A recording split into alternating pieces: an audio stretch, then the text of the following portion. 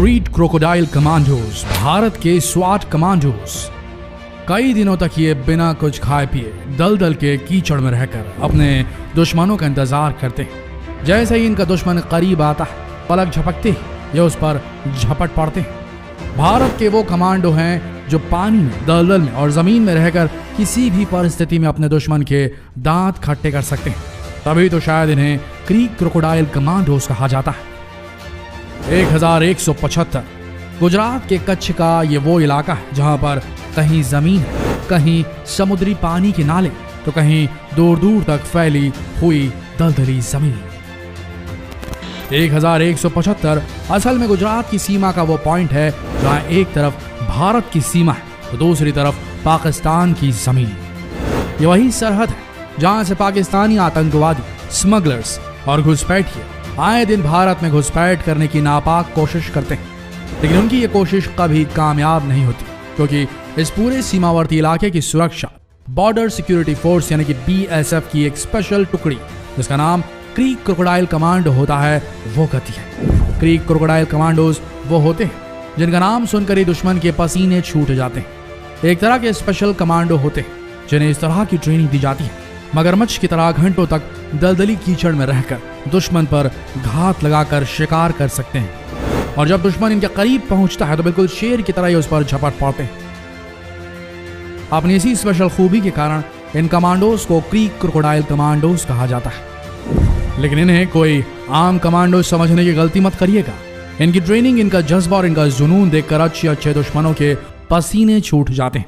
इनकी ट्रेनिंग इतनी सख्त होती है कि उसे देखकर ही आपके रोंगटे खड़े हो जाएंगे। इन्हें कई दिनों तक बिना कुछ खाए पिए दलदल में रहने की आदत लगाई जाती है। घंटों तक दलदल के कीचड़ में रहकर किस तरह से दुश्मन पर हमला करना है, इसकी खतरनाक ट्रेनिंग दी जाती है। इसके अलावा इन्हें ऐसी सख्त ट्रेनिंग से गुजारा जाता है जिसकी कल्पना आप और हम नहीं कर सकते, और इस सख्त ट्रेनिंग के बाद ही एक क्रीक क्रोकोडाइल कमांडो तैयार होता है। आज के समय इनकी पूरी ट्रेनिंग मध्य प्रदेश के ग्वालियर शहर में मौजूद टेकनपुर ट्रेनिंग सेंटर में पूरी की जाती है। सिर्फ वही कमांडो क्रीक क्रोकोडाइल कमांडो बन पाता है जो इस सख्त ट्रेनिंग को अच्छी तरह से पूरा कर पाता है। इसके अलावा एक क्रीक कमांडो बनने के लिए कमांडोज को तैरना और गोताखोरी करना भी अच्छी तरीके से आना चाहिए, तभी वो एक क्रीक क्रोकोडाइल कमांडो बन पाता है। कहते हैं ना कि सोने को जितना लोहे में तपाया जाए सोना उतना ही निखर कर आता है। बिल्कुल इसी तरह क्रीक क्रोकोडाइल कमांडोज को तैयार करने के लिए इन कमांडोज को ट्रेनिंग की आग में तपाया जाता है, तब जाकर एक क्रीक क्रोकोडाइल कमांडो तैयार होता है। इतनी सख्त ट्रेनिंग इन्हें इसलिए दी जाती है क्योंकि फिर इन्हें ऐसी जगह में पोस्टिंग मिलती है जहां पर इन्हें दुश्मनों के साथ साथ प्राकृतिक आपदाओं का भी सामना करना पड़ता है। लेकिन इसके अलावा एक और कारण है जिसकी वजह से BSF की इस टुकड़ी को तैयार किया गया है। मुंबई में हुए लगातार आतंकवादी हमलों की वजह से इस टुकड़ी का गठन 2009 में 40 कमांडो के साथ शुरू किया गया, और इसके बाद तो ये टुकड़ी दुश्मनों के दांत खट्टे आज तक करती आ रही है। आज के समय BSF की स्पेशल टुकड़ी गुजरात के कच्छ में भारतीय सीमा की सुरक्षा 24 घंटे करती रहती है, क्योंकि यहाँ पर कुछ ऐसे संवेदनशील इलाके हैं जो कुछ ज्यादा ही खतरनाक है। दोस्तों, आपने भारत और पाकिस्तान की बहुत सारी सीमाएं देखी होंगी जहां पर कटीले तारों से कई किलोमीटर तक लंबे सुरक्षा घेरे बना दिए जाते हैं, लेकिन ये एक ऐसा इलाका है जहां पर किसी भी तरह का कोई सुरक्षा घेरा नहीं है। ना यहाँ पर कोई कटीले तार है और ना ही ऐसा कुछ।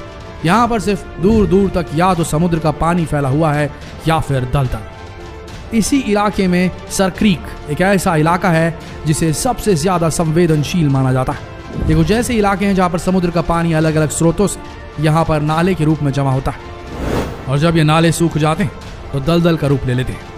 अब आप सोचकर देखिए कि ऐसे इलाके जहाँ पर दूर दूर तक समुद्र का पानी, कई किलोमीटर तक दलदल हो, ऐसे क्षेत्र की सुरक्षा आखिर जवान कैसे करते होंगे। लेकिन सच कहें तो इनकी ये परेशानी कुछ भी नहीं। यहाँ के क्रीक क्रोकोडाइल कमांडो जिन परेशानियों का सामना करते हैं तो उसके बारे में आप और हम सोच भी नहीं सकते। समुद्री पानी जमा होने की वजह से यहाँ की आबोहवा कुछ ज्यादा ही नमकीन हो जाती है, जो यहाँ के मौसम को बहुत ज्यादा बेरहम बना देती है। सरक्रीक इलाका पूरे 4000 स्क्वायर किलोमीटर तक फैला हुआ है, जहाँ पर कुछ ऐसे संवेदनशील इलाके हैं जहाँ पर आम इंसानों की जाने की सख्त मनाही, क्योंकि ये वो इलाके हैं जहाँ पर आए दिन BSF के जवान कभी आतंकवादियों से, कभी स्मगलरों से, तो कभी घुसपैठियों से 2-4 हाथ करते रहते हैं। इसलिए सुरक्षा के लिहाज से यहाँ पर सिविलियंस का आना मना है। इसी तरह यहाँ पर कुछ बेहद संवेदनशील इलाके हैं करीक क्रीक, हरामी नाला, लकी नाला, जिसमें से हरामी नाले को सबसे ज्यादा संवेदनशील इलाका माना जाता है। यह वो इलाका है जो 1175 पॉइंट से यानी कि 1175 पॉइंट से 8 किलोमीटर दूरी पर स्थित है। वैसे इस अजीबो गरीब नाम को सुनकर आपको भी थोड़ी हैरानी हुई होगी, लेकिन असलियत में यह आज के समय गुजरात की सीमा का वो इलाका है जिसे घुसपैठियों का स्वर्ग कहा जाता है। पूरे 500 वर्ग किलोमीटर में फैला हुआ यह इलाका सबसे ज्यादा संवेदनशील है, क्योंकि इसी इलाके से आतंकवादी और स्मगलर्स घुसपैठ करने की कोशिश करते रहते हैं। लेकिन बीएसएफ के ये जवान उनकी हर कोशिशों को नाकाम सिद्ध कर देते हैं। जैसे ही कोई आतंकवादी, स्मगलर या घुसपैठिया भारत की सीमा में घुसने की कोशिश करता है तो बीएसएफ के ये जवान घंटों तक मगरमच्छ की तरह दलदल में छिपकर अपने दुश्मन का इंतजार करते हैं, और जैसे ही इनका दुश्मन करीब आता है उस पर शेर की तरह झपट पड़ते हैं। उसके बाद दुश्मन इनकी जकड़ से छूट नहीं पाता। लेकिन इन दलदली इलाकों में गश्त करना, इसकी सुरक्षा करना इतना आसान नहीं है। सबसे बड़ी बात यह कि बीएसएफ के ये जवान जूते पहनकर इन इलाकों में गश्त नहीं कर सकते, क्योंकि जब कभी भी ये जूते पहनकर इन दलदली इलाकों में गश्त करते हैं तो कीचड़ की वजह से इनके जूते भारी हो जाते हैं और उसके बाद ये ठीक से चल नहीं पाते। इसलिए गश्त लगाने के लिए इन्हें नंगे पांव इस पूरे इलाके की जांच करनी पड़ती है। इन दलदली इलाकों में गश्त लगाते वक्त ये एक दूसरे को रस्सी से बांध लेते हैं, ताकि अगर सामने वाला जवान लड़खड़ा जाए, दलदल में फंस जाए, तो दूसरा उसे संभाल सके। लेकिन बात यहीं पर खत्म नहीं होती। दुश्मनों के अलावा यहाँ पर और भी ऐसे खतरे हैं जिनके साथ इनका सामना कभी भी हो जाता है। इन दलदली इलाकों में मगरमच्छ, जहरीले सांप और बिच्छू हमेशा मौजूद रहते हैं, जो इनके लिए और परेशानियां खड़ी कर देते हैं। इसी तरह कच्छ के कुछ ज़मीनी इलाके भी, जिनकी सुरक्षा बीएसएफ की ये टुकड़ी करती है। वैसे इस इलाके की सुरक्षा करने के लिए ये जवान एक ख़ास तरह की ऑल टेरेन व्हीकल का इस्तेमाल करते हैं। ये कुछ ख़ास तरह की गाड़ियाँ होती हैं जो ज़मीन के साथ साथ पानी और दलदली इलाकों में भी बड़े आसानी से चल सकती है। और रही बात यहाँ के समुद्री पानी से बने नालों की, तो वहाँ पर भी ख़तरा कुछ कम नहीं है। आए दिन पाकिस्तानी मछुआरे यहाँ की सीमा का उल्लंघन करते हुए नजर आते हैं, लेकिन इन मछुआरों की आड़ में कभी आतंकवादी तो कभी स्मगलर्स भारत में घुसपैठ करने की कोशिश करते रहते हैं। लेकिन 24 घंटे चाक चौबंद रहने वाले बीएसएफ के ये जवान, ये क्रीक कमांडोज, उनकी हर कोशिशों को नाकाम सिद्ध कर देते हैं। समुद्री पानी की वजह से यहाँ के ज़्यादातर इलाके नालों के रूप में तब्दील हो चुके हैं। इनकी सुरक्षा करने के लिए बीएसएफ के जवान अपनी स्पीड बोट का इस्तेमाल करते हैं। यही स्पीड बोट इन्हें सरक्रीक इलाके तक पहुंचाने का भी काम करती है, क्योंकि सरक्रीक इलाके में पहुंचने का सिर्फ यही एक ऑप्शन है। स्पीड बोट के अलावा इनके पास एक फास्ट अटैक बोट भी होती है, जो पूरी तरह से आधुनिक हथियारों से लैस होती है। इस बोट को वैसे फास्ट अटैक बोट इसलिए भी कहा जाता है क्योंकि किसी भी हमले का जवाब इसमें मौजूद आधुनिक हथियार तुरंत दे सकते हैं और दुश्मन को भागने पर मजबूर कर सकते हैं।